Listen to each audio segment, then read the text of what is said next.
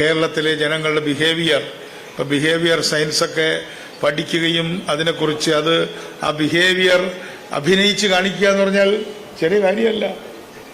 ഒരു പാവപ്പെട്ടവനായിട്ട് പണക്കാരൻ അഭിനയിക്കുന്നു, അല്ലെങ്കിൽ പരമദരിദ്രനായിട്ട് അഭിനയിക്കുന്നു. അഭിനയം എന്ന് പറഞ്ഞാൽ ചെറിയ കാര്യമല്ല. പക്ഷേ എനിക്ക് മനസ്സിലാവാത്തൊരു ബിഹേവിയർ എന്താന്ന് പറഞ്ഞാൽ, ഈ ബസ്സിന് കാശില്ലാത്ത സ്ത്രീ സ്വകാര്യ സ്കൂളിലേക്ക് കുട്ടികളെ വിടുകയാണ് അല്ലേ? ഗവൺമെന്റ് സ്കൂളിൽ സീറ്റ് ഒഴിഞ്ഞു കിടക്കുക. ഗവൺമെന്റ് സ്കൂളിലേക്ക് ഇപ്പോഴും കുട്ടികളെ വിടുന്നതിന് പകരം ഫീസ് കൊടുക്കേണ്ടാത്ത പ്രൈവറ്റിൽ പോലും വിടാതെ എവിടെ വിടുന്നത്? ഫീസ് കൊടുക്കേണ്ട സ്കൂളിലേക്ക് വിടുന്നു അല്ലേ? മിനിസ്റ്ററോടാണ് ചോദ്യം.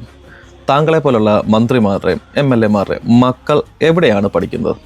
ജനപ്രതിനിധികൾ മക്കളെ സർക്കാർ സ്കൂളിൽ വിടാനും ഒരു അസുഖം വന്നാൽ പ്രൈവറ്റ് ഹോസ്പിറ്റലിൽ പോവാതെ സർക്കാർ ഹോസ്പിറ്റലിൽ തന്നെ പോകാനുമുള്ള ഒരു നിയമമാണ് ഇവിടെ വേണ്ടത്. ഈ സിസ്റ്റം നന്നാക്കേണ്ടവർ തന്നെ അവരവരുടെ മക്കളെ പുറത്ത് അല്ലെങ്കിൽ വിദേശത്തോ അല്ലെങ്കിൽ ഏതെങ്കിലും പ്രൈവറ്റ് സ്കൂളിൽ പഠിക്കാൻ വിടുകയും പിന്നെ ഒരു അസുഖം വന്നാൽ നേരെ അമേരിക്കയിലേക്കോ അല്ലെങ്കിൽ പ്രൈവറ്റ് ഹോസ്പിറ്റലിലേക്ക് പോയതിനു ശേഷം ഇവിടുത്തെ സാധാരണ ജനങ്ങളെ ഇങ്ങനെ അധിക്ഷേപിച്ചിട്ട് ഒരു കാര്യവുമില്ല. അപ്പോൾ എങ്ങനെയാ മന്ത്രി സാറേ ഇങ്ങനെ ഒരു നിയമം കൊണ്ടുവരല്ലേ? അതായത് നമ്മളുടെ സർക്കാർ ഉദ്യോഗസ്ഥരെയും MLA-മാരുടെയും മന്ത്രിമാരുടെയൊക്കെ മക്കൾ കർശനമായിട്ടും സർക്കാർ സ്കൂളിൽ തന്നെ പഠിക്കണം.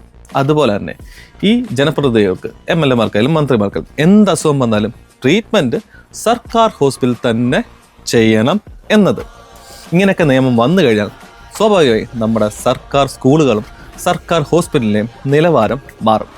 അപ്പോൾ ഈ കാര്യങ്ങളൊക്കെ ചെയ്തിട്ട് സാധാരണക്കാരെ അളക്കാൻ വാ പൊന്ന് മന്ത്രി സാറേ.